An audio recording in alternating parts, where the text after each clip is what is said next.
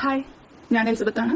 ഞാൻ ആക്ച്വലി ഈ video voice ആയിട്ട് തന്നെ ചെയ്യണമെന്ന് വിചാരിച്ചു. കാരണം കുറെ കൺഫ്യൂഷനുകൾ എനിക്ക് ഈ ഒരു കസ്തൂരി എസ് എന്ന് പറഞ്ഞിട്ടുള്ള പ്രൊഫൈലായിട്ട് തോന്നി. കാരണം രണ്ട് പ്രൊഫൈൽ കണ്ട് ഒന്ന് ജോയിന്റ് 4 months ago, അടുത്ത സ്ക്രീൻഷോട്ട് ഇടാം. അതിൽ ജോയിന്റ് 9 years ago എന്ന് പറഞ്ഞിട്ടാണ് രണ്ട് കസ്തൂരി എസ് എന്ന് പറഞ്ഞിട്ടുള്ള ഫേക്കാണോ ഒറിജിനലാണോ അറിയില്ല അവരുടെ അക്കൗണ്ട് കണ്ടത്.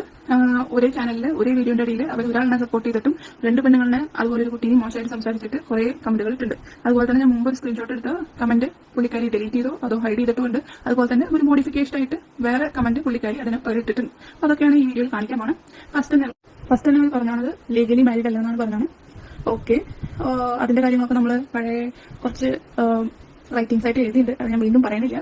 അതുപോലെ തന്നെ പല യൂട്യൂബ് വീഡിയോകളിലും വന്നിട്ടുണ്ട് അതിന്റെ വീഡിയോകളും. അതുപോലെ തന്നെ റിസപ്ഷൻ നടത്തിയ വീഡിയോയും അങ്ങനത്തെ സാധനങ്ങളൊക്കെ വന്നിട്ടുണ്ട്. അതെന്തെങ്കിലും ആയിക്കോട്ടെ.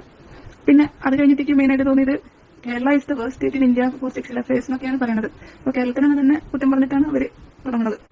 പിന്നെ രണ്ടാമത്തെ കാര്യം എനിക്ക് ഭയങ്കര ഇഷ്ടപ്പെട്ടത് ഇവരുടെ എന്ന് പറഞ്ഞാൽ ആരും എന്തോ കമന്റ് ഇട്ടുണ്ട്. അതിന് റിപ്ലൈ ആണ് I have police right next to me not behind me. Set, കറക്റ്റാണ്. ഇത് ഞാൻ കണ്ടിട്ടുള്ളതാണ്. പോലീസ് മാത്രമല്ല, കൊണ്ടുപോകാൻ കൂടിയില്ലേ. എന്നിട്ടല്ല നിങ്ങൾ ഇതൊക്കെ ഈവൻ ലോയർ കൂടി കൂടിയില്ല. എന്നിട്ടാണ് നിങ്ങൾ കമന്റ് ചെയ്യുന്നത്. ആക്ച്വലി നിങ്ങളുടെ കേരളത്തോടുള്ള ദേഷ്യവും അതുപോലെ തന്നെ ഇംഗ്ലീഷും തമിഴും അതുപോലെ തന്നെ നിങ്ങളുടെ ബാക്കി കൺസൾട്ടൻസ് എടുത്തിട്ട് നിങ്ങൾ ആരാണ് എനിക്ക് മനസ്സിലായി. എന്റെ ലൈഫിൽ ഇനിയും എന്റെ വീട്ടുകാരും ബുദ്ധിമുട്ടിച്ചതിൽ ഒരു 50% പങ്ക് നിങ്ങൾക്കുണ്ട്. അപ്പൊ ആരാണ് മനസ്സിലായി.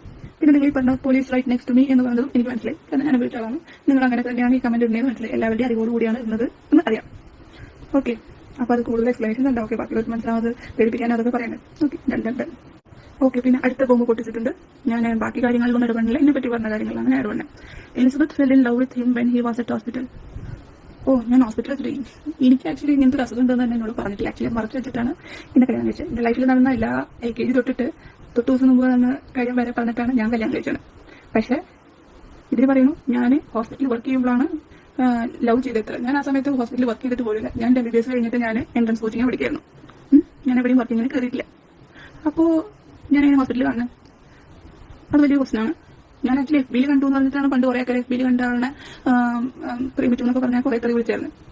ഇപ്പൊ ഇങ്ങനെ ഓക്കെ, ഈ വീഡിയോയിലും ഈ സ്ക്രീൻഷോട്ടിലും നമ്മുടെ കാര്യത്തിലേക്ക് തന്നെ വരുന്നു. Elizabeth is putting videos with Har new boy friend publicly. ഞാൻ അറിഞ്ഞായിരുന്നില്ല ആരാണ് അതെന്ന് പറഞ്ഞിരുന്നെങ്കിൽ നന്നായിരുന്നു. ഞാനിവിടെ ഒറ്റയ്ക്കായിട്ട് ഭയങ്കര ഡിപ്രഷനിലാണ്. എനിക്ക് ആക്ച്വലി തമാശകളൊക്കെ കണ്ടിട്ട് തോന്നാം. പക്ഷെ എന്തായാലും പറയണമാണല്ലോ. ഞാൻ ആക്ച്വലി അങ്ങോട്ട് വന്ന് വരുമ്പോൾ എന്റെ കൊലീഗിനോടും പറഞ്ഞിരുന്നു എന്റെ പെണ്ണിട്ട് ഫോട്ടോ എടുക്കുന്നു. കാരണം ആൾക്കാരൊക്കെ നമ്മൾ കല്യാണം കഴിച്ചു, അതുപോലെ തന്നെ എന്താണ് ബോയ് ഫ്രണ്ട് ഗേൾ ഫ്രണ്ട് എന്നൊക്കെ പറഞ്ഞിട്ട് ന്യൂസ് വരുന്നൊക്കെ പറഞ്ഞിട്ട് എല്ലാവരോടും അങ്ങനെ പറയാറ്. അതുപോലെ തന്നെ ഞാൻ കാരണം ആരൊക്കെയോ മരിക്കുന്നൊക്കെ എഴുതിയുണ്ട്. ഈ നമ്മുടെ ഹോസ്പിറ്റലിലുള്ള ആൾക്കാരൊന്നും കണ്ടിട്ടില്ലേ. ഓക്കെ, വലിയ ആൾക്കാരൊന്നും മിണ്ടില്ല എന്ന് നന്നായിട്ട് അറിയാം. പക്ഷെ ചെറിയ കുറച്ച് സ്ത്രീകളൊക്കെ ഇല്ലേ, ഞാൻ എന്റെ കാര്യങ്ങൾ കണ്ട സ്ത്രീകൾ, ഓരോരുത്തരുടെ അവസ്ഥ കണ്ട ഇങ്ങയുടെ അവസ്ഥ കണ്ട സ്ത്രീകൾ ആർക്കും ഒരു ഇതൊക്കെ കണ്ടിട്ട് ഒന്നും മിണ്ടാൻ തോന്നുന്നില്ല. ഓക്കെ, ഞാൻ ഇനി വീട്ടിൽ കൊണ്ടുപോയിട്ടാണ് ഉപദ്രവിച്ചിട്ടുണ്ടായിരുന്നെങ്കിൽ ഒരു 4-5 മാസം നിങ്ങളുടെ തീട്ടും മൂത്രമൊക്കെ കോരിയിട്ടില്ലേ. അങ്ങനെ തന്നെ പറയണം. ഇനി അതൊക്കെ അൺപാർലമെന്ററി വേർഡാന്നൊക്കെ പറഞ്ഞിട്ട് ക്യാൻസൽ ആക്കുമെന്നൊക്കെ അറിയില്ല. ബട്ട് നടത്തിയ കാര്യമാണല്ലോ. എത്ര കാലം ഉറങ്ങാണ്ടിരുന്നുണ്ട് നിങ്ങൾക്ക് വേണ്ടിയിട്ട്. ഇതൊക്കെ പറയാൻ നാവ് പോകുന്നുണ്ടല്ലോ.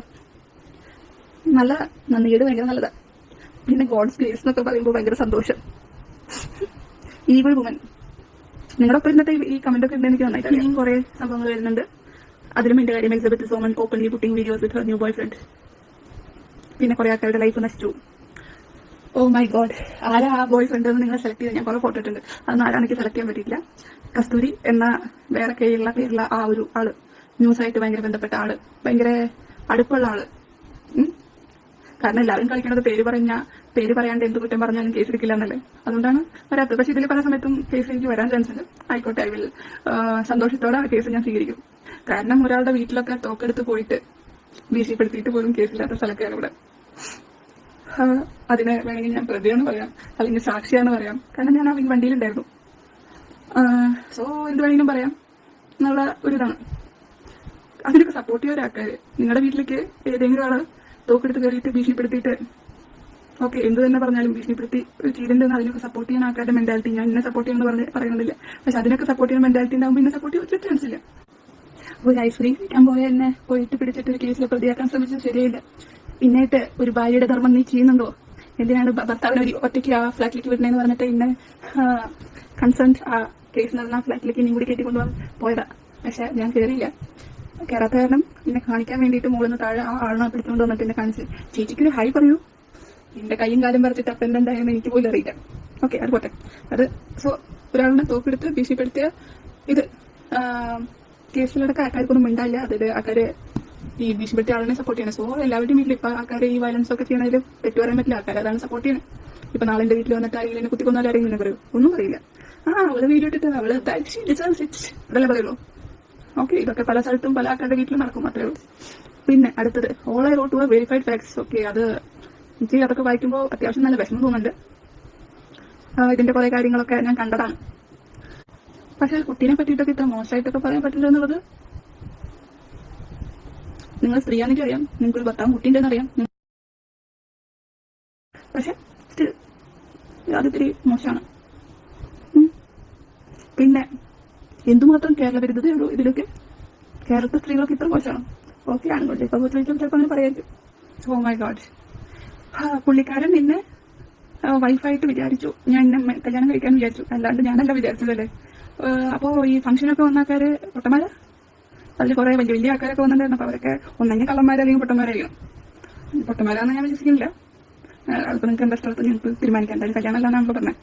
ഈ പറയുന്ന വ്യക്തി കല്യാണത്തിന് വിളിച്ചില്ല എന്ന് പറഞ്ഞിട്ട് കുറച്ചു കാലം പുള്ളിക്കാരോട് മിണ്ടാതിരുന്നു എന്നൊക്കെ പറഞ്ഞ് ഞാൻ അറിഞ്ഞായിരുന്നു. ഓക്കെ, വട്ടവർ. പിന്നെ ഫിയാൻസിന്ന് ഉപയോഗിച്ചാൽ മതിയായിരുന്നു, അതാണ് പുള്ളിക്ക് പറ്റി തെറ്റ്. Oh my God. ഏതെങ്കിലും റിലേഷൻഷിപ്പ് ബ്രേക്ക് ചെയ്താൽ ഡിസ്ട്രാക്ഷൻ ഉണ്ടായിരിക്കും ബോത്ത് സൈഡ്സ്. ഒരാളൊക്കെ അതിനെ മാത്രം ബ്ലെയിം ചെയ്യാൻ പാടില്ല. പരമമായ സത്യം, രണ്ട് സൈഡും തെറ്റുന്നു, അതിലെനിക്ക് കുഴപ്പമില്ല. Elizabeth seems happy and mood on. Oh my God, അതുകൊണ്ടായിരിക്കും. ഓക്കെ, നല്ലതാ. ആദ്യമായിട്ട് ഒരാളിനെ ഞാൻ ഹാപ്പി ആൻഡ് മൂഡ് ഓൺ എന്ന് പറഞ്ഞത്. ഓക്കെ, വേറെ ആൾ കമന്റ് ഇട്ടുണ്ടായിരുന്നു, എന്റെ ബർത്ത്ഡേക്ക് ഒരാള് മൂവ് ഓൺ എന്നൊക്കെ പറഞ്ഞിട്ട്. അത് വേറെ തരത്തിൽ ചിത്രീകരിച്ചിട്ടൊരു വീഡിയോ ഒക്കെ മുമ്പ് വന്നായിരുന്നു. അതിനെപ്പറ്റി വീഡിയോ ഞാൻ കുറച്ച് കഴിഞ്ഞിട്ടില്ല. എന്തായാലും 10% നടക്കുന്ന വീഡിയോ ആണല്ലോ വേണ്ടത്. Why feeling sorry for as if she had lost her life. Oh my God, you are waiting for my death. എനിക്കറിയാം നിങ്ങൾ പണ്ടേ അതൊക്കെ വെയിറ്റ് ചെയ്യേണ്ടത്. നിങ്ങൾ മാത്രമല്ല, ആ ഒരു സെറ്റ് ഫുൾ അത് വെയിറ്റ് ചെയ്യേണ്ടതെന്ന് എനിക്കറിയാം. അത് നമ്മുടെ ലൈഫ് ലോസ് ചെയ്താലും വലിയ കുഴപ്പമില്ല. ഞാൻ ഓൾമോസ്റ്റ് 1 വർഷം പഠിച്ച എന്റെ MD എൻട്രൻസ് എക്സാമിന്റെ 1 മന്ത് മുമ്പാണ് അത് ഹോൾ ടിക്കറ്റ് എടുക്കാൻ പറ്റില്ല. ഈ MD എക്സാമിന്റെ 1 മാസം മുമ്പ് നമുക്ക് ഹോൾ ടിക്കറ്റ് എടുക്കുന്നത്. അന്ന് ഹോൾ ടിക്കറ്റ് എടുക്കാൻ സമ്മതിച്ചില്ല, എക്സാം എഴുതാൻ സമ്മതിച്ചില്ല. അതായത് ഞാൻ ഒരു 1.5 വർഷം ഇതിന് വേണ്ടിയിട്ട് പ്രിപ്പയർ ചെയ്തായിരുന്നു. അത് പ്രിപ്പയർ ചെയ്തൊക്കെ അതിന്റെ ബുദ്ധിമുട്ടൊക്കെ അറിയാം. കുറെ കാലം ഓർക്കൊളിച്ചൊക്കെ ഇരുന്നിട്ടൊക്കെ തന്നെയാണ് പഠിച്ചോണേ. അപ്പോ ഒക്കെ അത്രയ്ക്ക് ഇഷ്ടമുള്ള കാരണമാണ്. ഓക്കെ, ഇനി ആ ഒരു പ്രശ്നം കാരണം ലൈഫ് ഇല്ലാണ്ടാവണ്ടെന്ന് വിചാരിച്ചു. പക്ഷെ അന്ന് ഒരു വഴക്കുണ്ടാക്കി നല്ലൊരു അടി കിട്ടിയായിരുന്നു. അടി എന്ന് പറഞ്ഞാൽ നല്ല അടിപൊളി അടി. ഒരു 5-6 സെക്കൻഡിലേക്ക് ഒരു ഗ്രേ കളറാണ് അടി കിട്ടി കഴിഞ്ഞിട്ട്. അതെന്താണെന്ന് അറിയില്ല. എനിക്ക് ഞാൻ ഡോക്ടറാണ്, പക്ഷെ എനിക്കറിയില്ല എന്താണ് ആ ഒരു കാരണം. ഓക്കെ, വീണ്ടും വീണ്ടും വായിക്കാൻ തോന്നുന്നു. Why feeling sorry for her as if she had lost her life. അടിപൊളി. പിന്നെ ഒരു 6 മാസം ഞാൻ പുള്ളിയായിട്ട് ഇടയിൽ സെപ്പറേറ്റ് ചെയ്തായിരുന്നു. അപ്പൊ അതിന്റെ ഇടയിൽ ആരൊക്കെയോ ന്യൂസ് ഇട്ടു ഡിവോഴ്സ് ആയി എന്ന് പറഞ്ഞിട്ട്. അതൊന്നും ആരാന്ന് പറയുന്നില്ല. പക്ഷെ അത് 2 മണിക്കൂറിൽ ആ വീഡിയോ ഡിലീറ്റ് ആക്കി കളഞ്ഞു. അത് കഴിഞ്ഞിട്ട് അപ്പിന്റെ വീട്ടുകാർ എന്നെ കൊണ്ടുപോയി നോക്കുമ്പോൾ എനിക്ക് ഡയറക്റ്റുള്ള പനിയാണ്, ഭയങ്കര ചെസ്റ്റ് പെയിനാണ്, ഭയങ്കര ചുമയാണ്, നെഞ്ചുവേദനയുണ്ട്. അങ്ങനെ വീട്ടുകാർ വരുന്നതിന് മുമ്പ് ഇന്നൊന്ന് ഹോസ്പിറ്റലിൽ കൊണ്ടുപോയി ഒന്ന് നെബിലൈസർ ചെയ്ത് ഞാൻ പറഞ്ഞു അഡ്മിഷൻ വേണ്ടി വരും, ആന്റിബയോട്ടിക് സ്റ്റാർട്ട് ചെയ്യേണ്ടി വരും, നിൽക്കും പോകുന്നുണ്ടാകുന്നു. ഇല്ല, അഡ്മിറ്റ് ചെയ്യേണ്ട കാര്യമില്ല, തിരിച്ച് കിട്ടുമോ. എന്നിട്ട് എന്റെ വീട്ടിൽ വിളിച്ചിട്ട് പുള്ളി പറയാണ് പുള്ളിക്കാരി അഭിനയിക്കുകയാണ്, പുള്ളിക്കാരിക്കൊന്നുമില്ല, എന്റെ നാലാകെയല്ലേ, ഞാൻ നോക്കാണ്ടിരിക്കും, അവൾക്ക് എന്തെങ്കിലും പറ്റും. ഇന്ന അസുഖം വന്നാൽ അവൾ എന്നെ പൊന്നു പോലെയല്ലേ നോക്കണേ, അവൾക്ക് അസുഖം വന്ന് നോക്കാണ്ടിരിക്കും. പക്ഷെ വർത്താനൊക്കെ നന്നായിട്ട് അറിയണ കാരണം എന്റെ വീട്ടുകാർ വ്യത്യാസം വന്നു, കൊണ്ടുപോയി ഹോസ്പിറ്റലിൽ കൊണ്ടുപോയി. പിന്നെ എനിക്ക് നോക്കിയപ്പോൾ ആദ്യം ട്രീറ്റ്മെന്റ് ഒക്കെ ഒരു 2-3 ആഴ്ച എടുത്തു. പിന്നെ നോക്കിയപ്പോൾ ഇടയിൽ കോവിഡ് ടെസ്റ്റും പോസിറ്റീവ് ആയിരുന്നു. കോവിഡ് കാരണമാണോ ന്യൂമോണിയ വന്നത്, അത് വേറെ എന്തെങ്കിലും ബാക്ടീരിയൽ ഇൻഫെക്ഷൻ കാരണമാണോ എന്നറിയില്ല. ഇതൊക്കെ ഉണ്ടാവുന്നത് 2022 ഫെബ്രുവരിയിലാണ് കേട്ടോ. അപ്പോ എന്റെ വീട്ടുകാർ ഒന്ന് പറഞ്ഞോളൂ, നീ നിന്റെ ഇഷ്ടത്തിന് ഇറങ്ങിപ്പോയി, നിന്റെ ലൈഫ് തുറച്ചു, നിന്നെ അടിക്കുന്നുണ്ട്, പലതും ചെയ്യേണ്ടതെന്ന് ഞങ്ങൾക്ക് മനസ്സിലാവുന്നുണ്ട്. പക്ഷെ നീ ഇപ്പോഴും ഇഷ്ടമാണ്, പുള്ളി പ്രേമിക്കുന്നുണ്ട്, പുള്ളി ഇടയ്ക്ക് ഇങ്ങനെ ദേഷ്യം വന്നിട്ട് കാണിക്കണമെന്നൊക്കെ പറഞ്ഞിട്ട് ചെയ്യണേ, അത് നിന്റെ ഇഷ്ടം. പക്ഷെ മിനിമം ജോലിക്ക് പോകും, ജോലിക്ക് പോയിട്ട് അക്സെപ്റ്റ് ചെയ്യാൻ പറ്റുകയാണെങ്കിൽ ഓക്കെ എന്നൊക്കെ പറഞ്ഞിട്ടൊക്കെ ഇന്ന് ഇതാക്കിയിട്ട് ഇന്ന് ജോലിക്ക് കയറ്റി. ഈവൻ നിനക്ക് വയ്യാതാകുമ്പോൾ പോലും നോക്കാൻ പറ്റില്ല, അല്ലെങ്കിൽ ആന്റിബയോട്ടിക് മേടിക്കാൻ പറ്റില്ല എന്നുണ്ടെങ്കിൽ പിന്നെ എത്രയൊക്കെ നോക്കിയിട്ടൊരു കാര്യമില്ലല്ലോ. അപ്പോൾ ഞാനങ്ങനെ എൻ്റെ MBBS 2019 കഴിഞ്ഞതാണ്. കോൺവെക്കേഷനൊക്കെ കഴിഞ്ഞ് കുറച്ച് സമയം എടുത്തു. അത് കഴിഞ്ഞ് നമ്മൾ എൻട്രൻസ് പ്രിപ്പറേഷൻ ആയിരുന്നു. അത് കഴിഞ്ഞ് 2021 തോന്നുന്നു ആ ഡേറ്റ് ഇപ്പോൾ കറക്റ്റ് ഓർമ്മയില്ല, അത് ഞാൻ പിന്നെ പറഞ്ഞോളാം. അപ്പോൾ അങ്ങനെയാണ് ഞാൻ ഫസ്റ്റ് ജോലിക്ക് കയറുന്നത്. ഇത്ര കാലം കഴിഞ്ഞിട്ട് ഞാൻ ജോലിക്ക് കയറുന്നത്. അപ്പോഴാണ് ഇവർ അടുത്ത കമന്റിൽ പറഞ്ഞത് ഞാൻ ഇയാളുടെ പേഷ്യന്റ് ആയിരുന്നു എന്ന്. ഓ മൈ ഗോഡ്, ഇത്ര മതിയില്ലേ ഈ കമന്റിന്റെ ഇട്ടിട്ടുള്ള ഹിസ്റ്ററി പറച്ചിലേ മതിയായി. Actually she had lost her life why feeling sorry എന്ന് കേട്ടപ്പോൾ കുറച്ച് കുറച്ച് പറയണമെന്ന് തോന്നി. ഇത്തിരി കൂടുതൽ പറയാണ്ട് അത് പറയുന്നില്ല, അത് ഇത്തിരി സസ്പെൻസ് ആയിട്ട് ഇരുന്നോട്ടെ എന്ന് കഴിയും. ഇയാൾക്ക് ഇവരുടെ ജീവിതത്തിലത്തെ എല്ലാ കാര്യങ്ങളും അറിയുന്ന പോലെ ആണ് സംസാരിക്കുന്നത്. So I know they know everything. But പിന്നെ അതുപോലെ തന്നെ പല തമിഴ് ചാനലിലായിട്ടും എന്തോ വലിയ ഈ ന്യൂസിന്റെ എന്തോ വലിയ ആൾക്കാരാന്നൊക്കെ എന്നോട് പരിചയപ്പെട്ടിട്ടുണ്ട്. പക്ഷെ പറയുന്നത് 100% 80% വിശ്വസിക്കാൻ പറ്റില്ല. 20% സത്യം ഉള്ളത് വേറെ കാര്യം. ഫിസിക്കൽ അബ്യൂസർ 2 എന്ന് പറഞ്ഞതിന് പുള്ളിക്കാരി കുറെ പറയുന്നുണ്ട്. അതിനെ പറ്റിയിട്ട് ഞാനൊന്നും പറയുന്നില്ല, അത് പറയേണ്ട ആൾക്കാർ പറയുന്നതാണ്. പക്ഷെ എന്തുകൊണ്ടോ ഇത്ര കേരളത്തിനോട് ദേഷ്യം? Remember the woman who was sentenced to death recently for poisoning her husband and killed so she could live a better life with another man. Those kinds of women are there. Oh my god. ഞാൻ അവിടെ ഉള്ളപ്പോഴും ചെന്നൈയിലുള്ളപ്പോഴും എന്നോടല്ല ബാക്കിയുള്ളവരോട് പറയാറ്, അവിടുത്തെ ആൾക്കാരൊക്കെ ഭയങ്കര മോശമാണേ, ഒരു നന്ദിയില്ലാത്ത ആൾക്കാരാ. അവര് full നിന്നിട്ട് പറ്റിക്കും. എന്നിട്ട് 2-3 പേരുകളൊക്കെ പറയും. പക്ഷെ ഏറ്റവും വലിയ സുഹൃത്തുക്കൾ കാരണം പറ്റിക്കുന്ന ആൾക്കാരാണല്ലോ ചെയ്ത്. പക്ഷെ വീട്ടില് പറയുമ്പോ അങ്ങനെയാണ് പറച്ചില്. പക്ഷെ എലിസബത്ത് നല്ല കുട്ടിയാണ്, നല്ല മാലാഖയാണ്, തനിത്തങ്കാണ്. അതുകൊണ്ടല്ല ഞാൻ കൊണ്ടുവന്നായിരുന്നു. ഓ മൈ ഗോഡ്, ഇത്ര ദേഷ്യം നിങ്ങൾക്ക് കേരളക്കാരോട് ഉണ്ടെന്നുള്ളത് നിങ്ങളുടെ കമന്റുകളിൽ ഭയങ്കര വ്യക്തമാണ്. ആ ദേഷ്യമൊക്കെയാണ് എനിക്കത് നിങ്ങളാന്ന് മനസ്സിലാക്കാൻ എനിക്കൊരു ക്ലൂ തന്നത്. ഞാൻ അതിന്റെ അടുത്ത ക്ലൂകൾ വരുന്നല്ലോ. പിന്നെ നിങ്ങൾ നന്നായിട്ട് ഇംഗ്ലീഷ് സംസാരിക്കുന്നുണ്ട്, അതുപോലെ തന്നെ തമിഴ് സംസാരിക്കുന്നുണ്ട്. പിന്നെ അതുപോലെ തന്നെ ഈ ഒരു വീഡിയോന്റെ രീതിയിൽ തന്നെയാണ് നിങ്ങൾ വരുന്നത് കൂടുതൽ. ഞാൻ വേറെ എവിടെയും കണ്ടിട്ടില്ല. ഞാൻ പല നെഗറ്റീവ് കമന്റുകളും കാണാറുണ്ട്, പല നെഗറ്റീവ് കമന്റും എടുത്തിട്ട് ഞാൻ ഇടുന്നുണ്ടല്ലോ.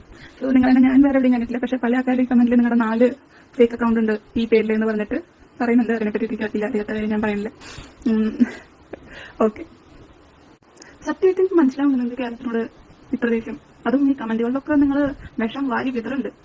മാത്രമല്ല ഒരു തവണ എന്നെ ഭീഷണിപ്പെടുത്തിയപ്പോൾ നിങ്ങളുണ്ടായിരുന്ന ഭീഷണിയുടെ സമയത്ത് ഞാൻ അന്ന് സൂയിസൈഡ് അറ്റംപ്റ്റ് ചെയ്ത് കഴിഞ്ഞ് ഈ പോലീസിനെയൊക്കെ വിളിച്ച് കൊണ്ടുവന്നിട്ടുള്ള സമയത്ത് എന്താണ് തമിഴ്നാട്ടിൽ വന്നിട്ട് ഒരു തമിഴിന് മലയാളിയായ നീയെ ഒരു സൂയിസൈഡ് അറ്റംപ്റ്റ് ചെയ്തു എന്ന് പറഞ്ഞിട്ട് കേസ് എടുക്കുമെന്ന് വിചാരിച്ചോ?